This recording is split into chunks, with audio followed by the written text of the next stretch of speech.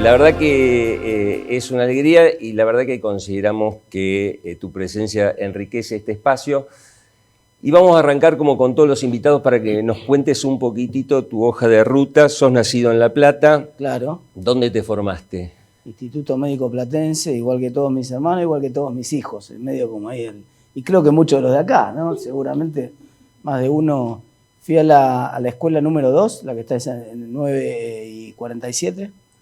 Escuela pública, ¿no? Otra época de calidad de la escuela pública, buenos docentes, muy bien formados, siempre mal pagos, esa fue una constante siempre sin pintura, siempre sin calefacción, pero los docentes eran buenos, había un esfuerzo grande, se respetaba al docente dentro del aula, había una cuestión de valores que lamentablemente han cambiado y tengo muy buenos recuerdos de la escuela. Después hice 2 años en el industrial en Albert Thomas. Y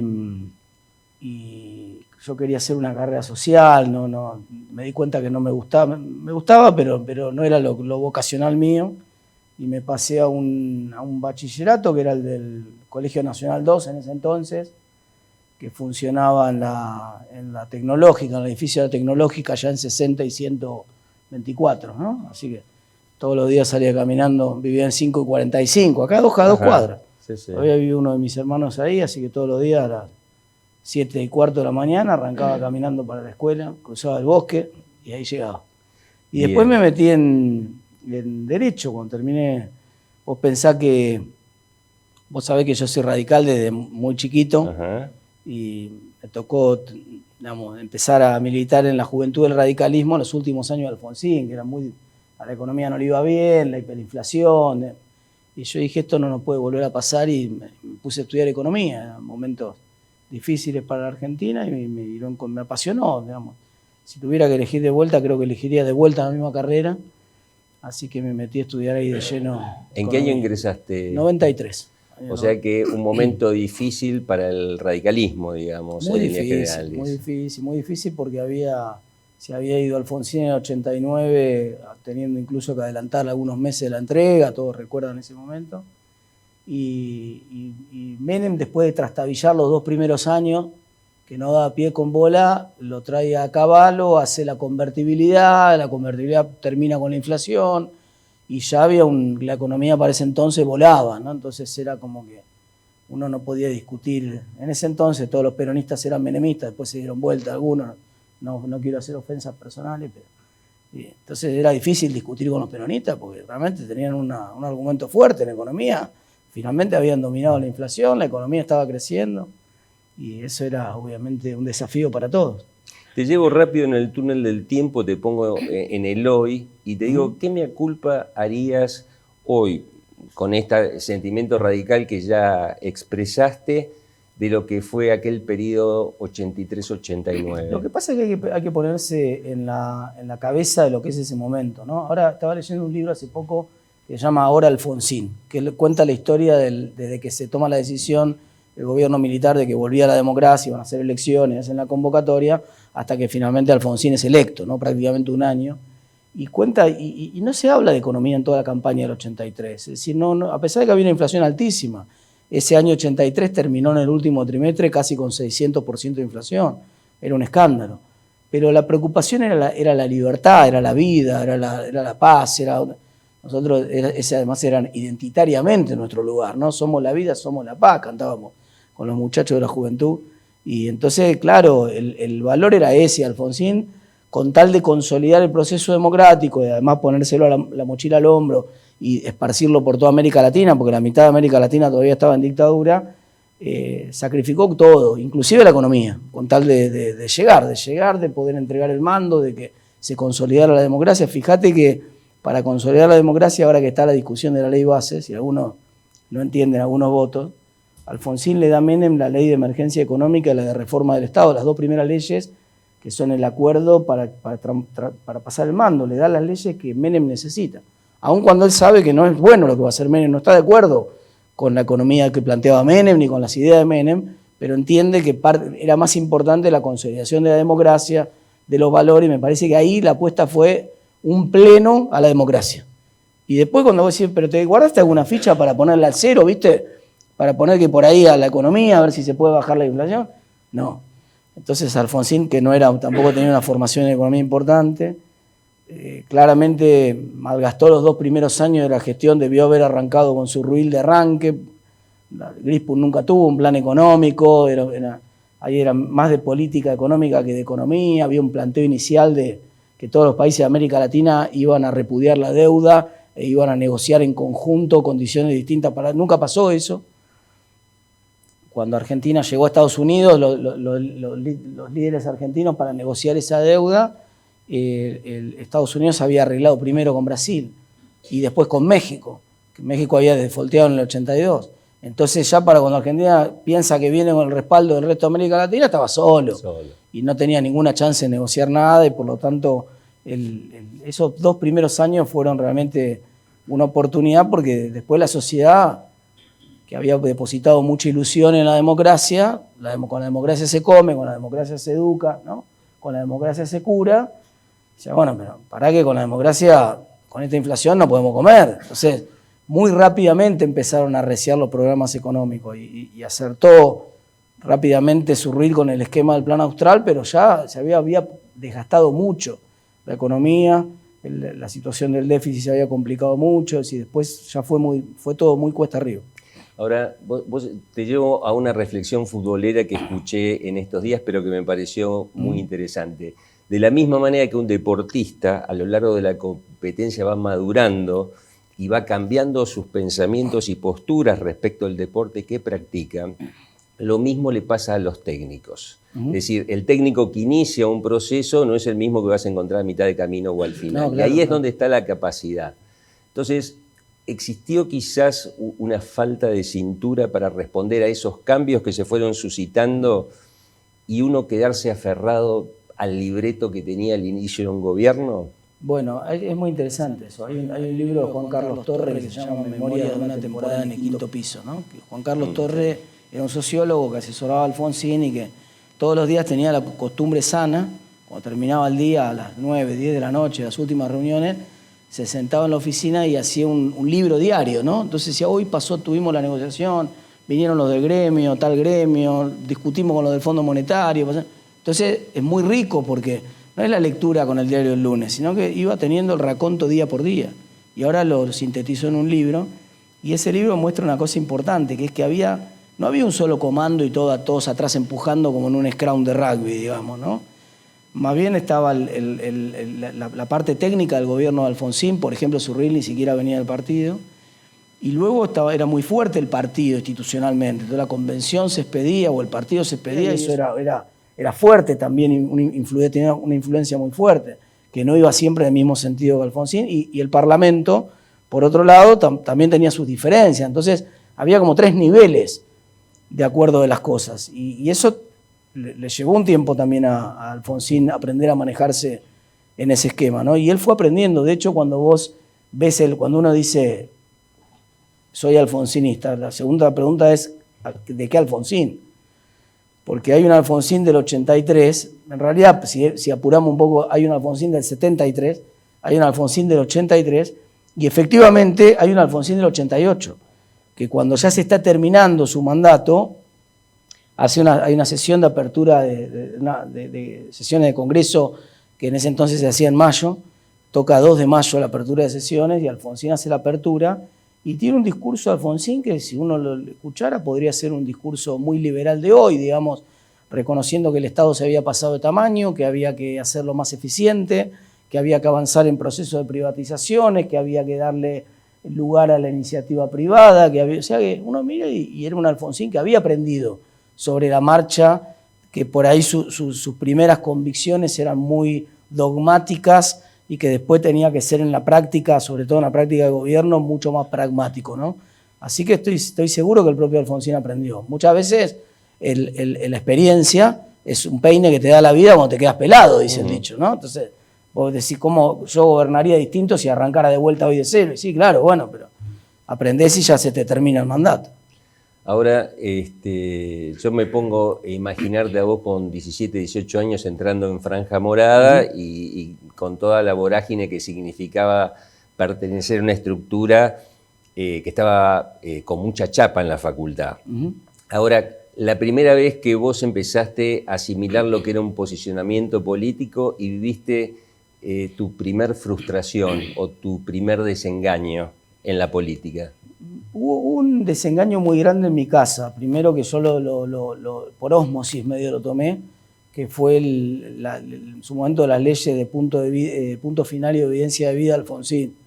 Mis viejos habían tenido mucha militancia en derechos humanos y se habían enamorado con Alfonsín, obviamente, y eso ahora a la luz de la distancia uno lo entiende mejor a todo ese proceso y lo que pasó y cómo se llegó a eso, pero en el momento mucha gente se sintió defraudada por eso y ahí yo sentí que en mi casa había una crítica muy fuerte a todo ese proceso.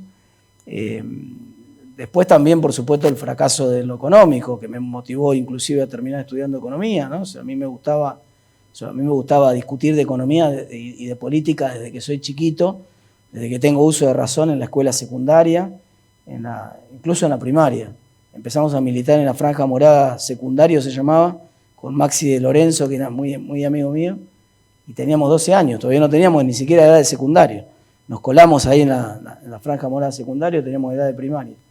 Y entonces las frustraciones de la propia economía también, la incapacidad del gobierno radical para administrar la economía fue una frustración. Y después, sí, cuando se hizo fuerte el menemismo, me frustró mucho la incapacidad del partido de articular una alternativa, ¿no?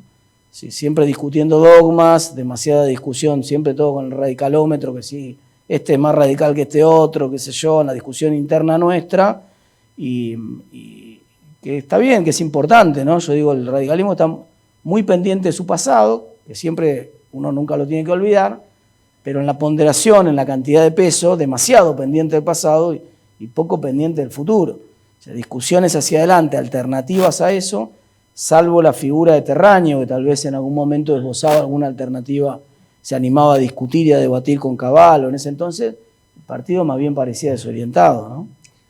O sea, es que yo creo que la mayoría de los que estamos acá nos enamoramos de Alfonsín, claro, no porque fuera radical, sino porque representaba una serie de valores que la sociedad necesitaba. Claro, claro. Y aún aquellos que pusieron su voto en Luder no se sintieron defraudados por los resultados de las elecciones, y creo que en la mayoría de la sociedad en ese momento imperó la esperanza, digamos. Absolutamente. ¿No? Creo que los primeros desengaños que como sociedad sufrimos fue el día que empezamos a visualizar claramente que la política era otra cosa, más allá de los discursos de Alfonsín. En mi caso particular, se pierde la elección con Cafiero en la provincia. Claro, en el 87. Y hay una reunión en la primera, donde viene Federico Storani. Uh-huh. Y Federico Storani hace una fuerte crítica, digamos, a cierta estructura del partido, que había sido la que, uh-huh, según él, era responsable en ese momento de gran parte de la derrota.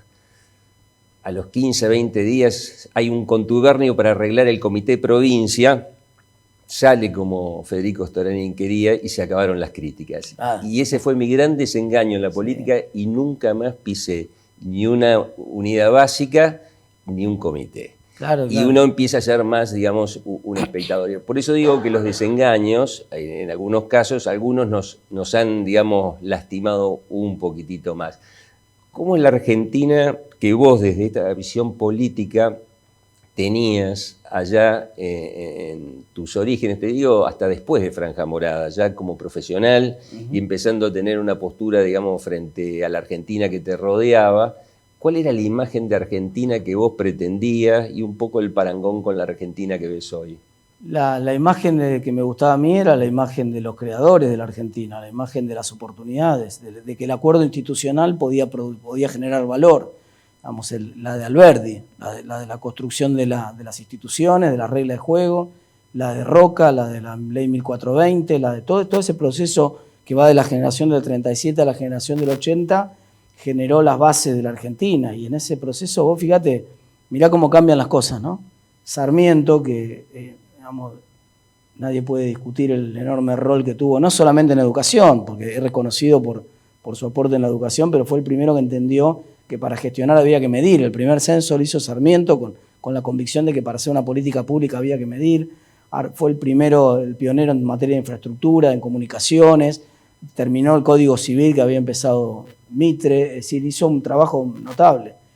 Pero con el prisma de hoy, Sarmiento en realidad era un planificador. Y era liberal, ¿no? Pero Sarmiento no esperó que el mercado ordenara solo el sistema educativo. Se trajo 65 maestras de Estados Unidos, fundó las escuelas normales, una con cada maestra. Esas maestras formaron las maestras que vinieron abajo y fueron las maestras de los chicos que vinieron después. Entonces había una visión de que al futuro había que ayudarlo. El rol del Estado era ese rol de construir las reglas de juego y de empujar el desarrollo. Y después dejar que la iniciativa privada fuera la que hiciera el trabajo. Con una visión de una Argentina muy inserta al mundo, pensando con la lógica de que éramos un país pequeño y que teníamos que abrirnos a la inversión extranjera, a la inmigración extranjera. Argentina no tenía que hacer no teníamos que pedirle el documento a nadie, no teníamos que tratar distinto a un inversor si venía de afuera que si venía de acá. Esta idea de que el inversor tiene que ser nacional, esto no estaba, o sea, la lógica era la oportunidad. Argentina tenía que ser una tierra de oportunidades. Y lo fue durante muchísimos años, te diría hasta los años 30. Y en los años 30 se cambió el modelo de Argentina, se rompió en el mundo porque los países, por la Gran Depresión, los países anglosajones firmaron lo que se llamó las preferencias imperiales, empezaron a comerciar entre ellos, Inglaterra era nuestro principal comprador, entonces Argentina se encontró forzado a hacer un régimen de sustitución de importaciones. Y eso cuando terminó, después del periodo de la Segunda Guerra Mundial, que todos los países empezaron a abandonar ese esquema y a integrarse nuevamente al mundo, Argentina eligió profundizar ese esquema. Ahora con un signo político distinto, pero eligió profundizar ese esquema. Entonces ahí me parece que ya se empiezan los problemas de Argentina y no logramos, perdimos el sendero del desarrollo.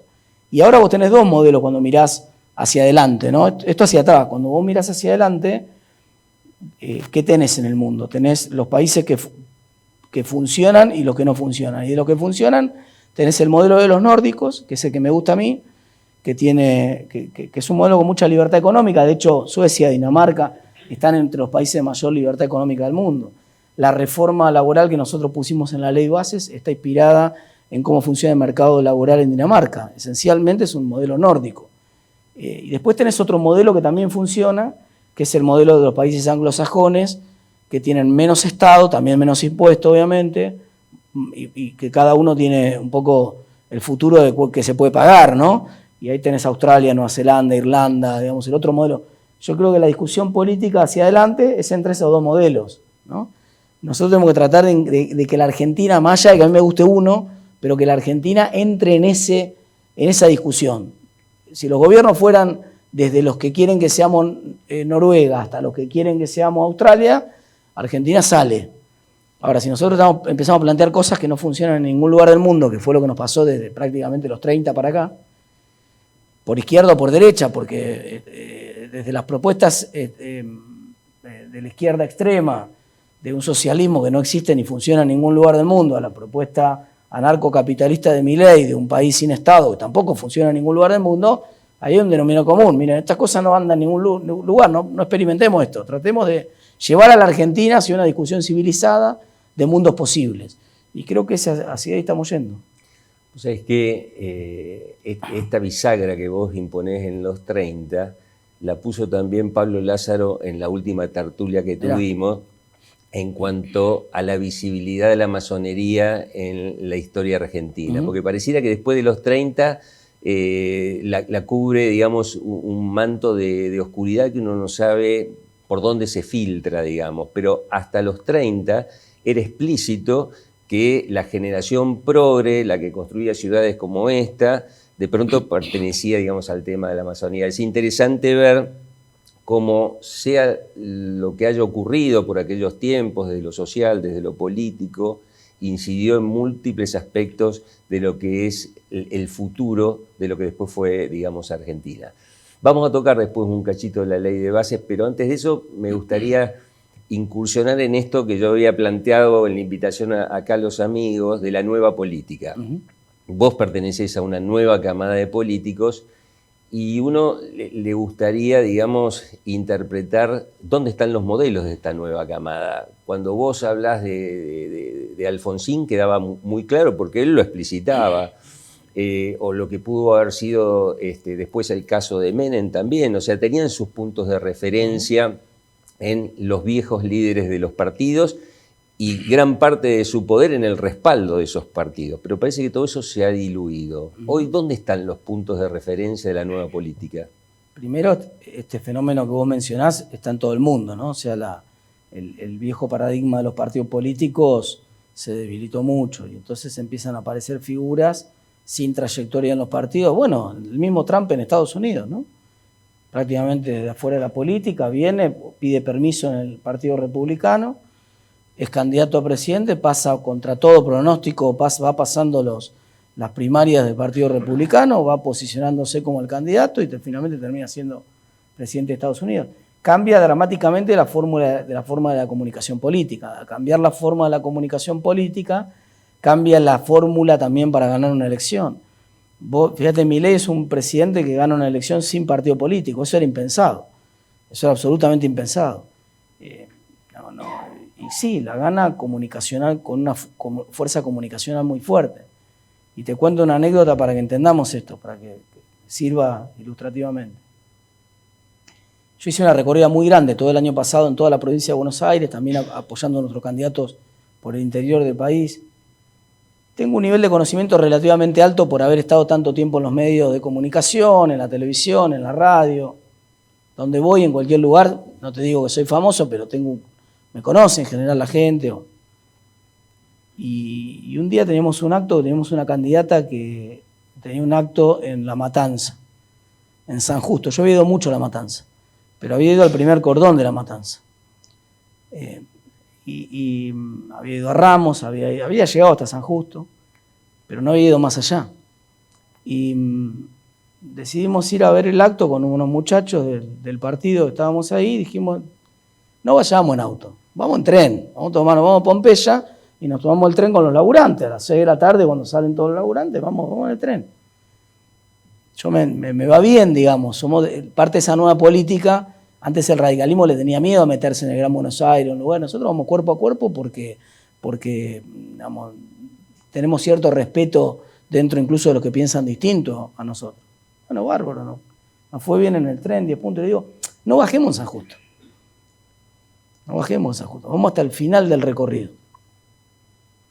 Y en el final del recorrido del tren, el último centro urbano, hay un shopping, hay una suerte de centro comercial que son 5 diagonales que cruzan ahí. Y después empiezan los kilómetros de La Matanza, que son los asentamientos. Lo tomas el colectivo y vas a los kilómetros.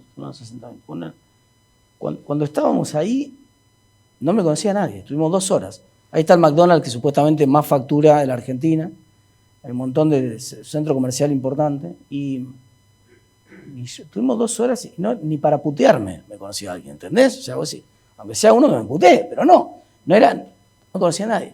Yo dije, la distancia que nosotros tenemos con Milei es brutal, porque Milei era el único al que ya lo conocía. Entonces, ganarle, faltaba muy poco, faltaban 2-3 meses para las elecciones. Ganarle comunicacionalmente iba a ser muy difícil, porque él ya era famoso en un sector que no consume política, que por supuesto no mira ni La Nación Más, ni nada de todo esto, ya no mira televisión directamente, no escucha radio común, es decir, los medios con los cuales nosotros podíamos contar o donde podíamos acceder fácilmente. Yo puedo hacer un esfuerzo grande y estar en 5 canales un día y atender 10 radios a la mañana, sí, pero no puedo llegar nunca a ese lugar donde llegaba él.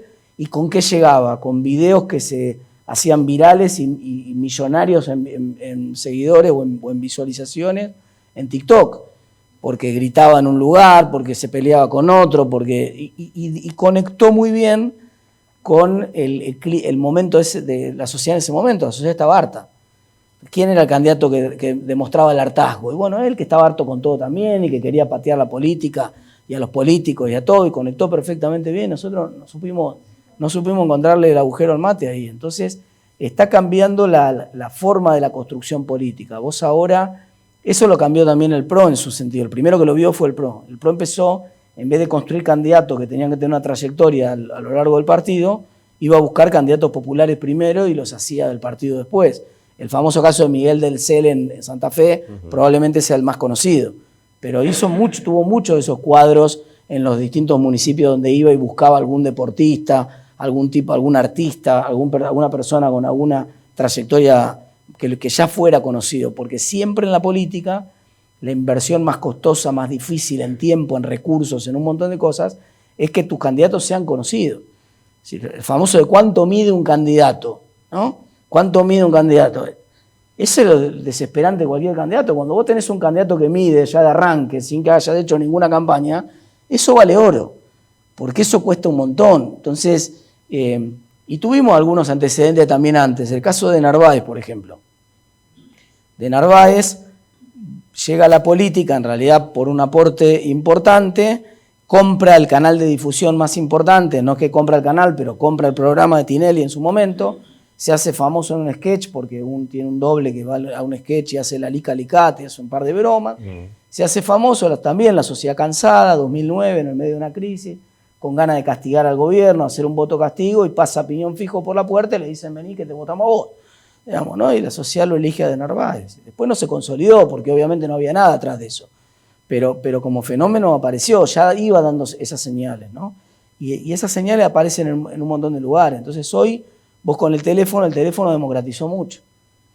El teléfono democratizó muchísimo. Entonces vos ahora con el teléfono podés llegar a todo el mundo. Ya no necesitas una radio, un canal de televisión, ¿entendés? Yo tengo una cuenta de Twitter y tengo 300.000 seguidores y puedo hacer un canal de YouTube, o puedo hacer un canal de TikTok, tengo videos de TikTok que tienen 3 millones de visitas y ni siquiera tengo que tener seguidores para que un video de TikTok sea viral. El algoritmo de TikTok te permite que si hay algo interesante, vos con 3 seguidores podés hacer que un video lo vean 1 millón de personas y no te sale nada de eso. Y eso democratiza tremendamente el acceso a un votante mediano, que en este país, encima, es de los pocos países, Argentina, que todavía tiene voto obligatorio. Un tema muy interesante. Porque a la gente no le interesa la política, no solo acá, en ningún lugar del mundo. En general, el ciudadano medio, digamos, si le preguntamos al muchacho que atiende el bar acá, o al que está o al taxista que te trajo hasta acá, por ahí no le interesa la política. Pero nosotros, a pesar de que hay un desinterés masivo por la política, lo obligamos a ir a votar. El tipo dice, no, pero aunque no te interese, vota igual. Y después pasan cosas, ¿viste? Claro, obviamente. Una población desinteresada es forzada a ir a votar y es muy fácilmente atrapable por un discurso muy superficial o conecta comunicacionalmente. Y fíjate, el acierto de Milei fue que conectó sin aparato, sin nada, con 2 bombas comunicacionales que fueron la dolarización y la casta, ¿no? Y en eso sintetizó muy bien la idea. Había mucha inflación, la gente estaba podrida, quería una salida económica. Dijo dolarización, nadie entendía muy bien qué quería decir. Pero no importa que entendiera muy bien qué quería decir. Digamos, alcanzaba con que pudiera verbalizar una idea. Y el resto de los candidatos papando mosca. Nadie alcanzaba a cerrar una idea contundente. Y ganó. Y así como ganó, es desafiable también. Entonces, la fuerza de los partidos tradicionales ha perdido monopolio. Ha perdido poder de monopolio. No es que no es importante, es importante. Las estructuras son importantes, la construcción de poder después para gobernar es importante, porque al final del día Milei está sosteniéndose porque los diputados de otros espacios políticos le estamos dando las leyes que necesita para poder gobernar. Porque si nosotros hubiéramos querido ponerle un palo en la rueda el día 1, ya se hubiera caído ese gobierno. Pero claramente nuestra voluntad era que el gobierno le fuera bien para estabilizar. No porque estemos de acuerdo con nada de lo de Milei, pero esto del consenso macroeconómico que ya consiguió Chile, Perú, Colombia, Brasil, Uruguay, Paraguay, cualquiera de los países de la región, te gana Boric en Chile, que es comunista, le piden un IFE y dice, no voy a dar el IFE porque genera inflación. Era Mujica el presidente de Uruguay, lo llevaban los periodistas y le decían, yo quiero que al capitalista le vaya bien. Porque si no le va bien al capitalista no le puedo cobrar impuestos y no puedo hacer políticas públicas. Así que yo soy pro empresa, quiero que le vaya bien al capitalista. Bueno, una visión muy distinta.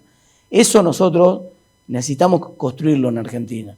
Y entonces, bueno, obviamente la política ahí tiene un desafío difícil. Ahí uno podría ver 2 tipos de candidatos en la camada joven. Uno, el que es capaz de traccionar por encima de los partidos, y el otro, Puyaro el caso, que necesita el partido para que lo posicione, digamos, en un lugar, digamos, de poder.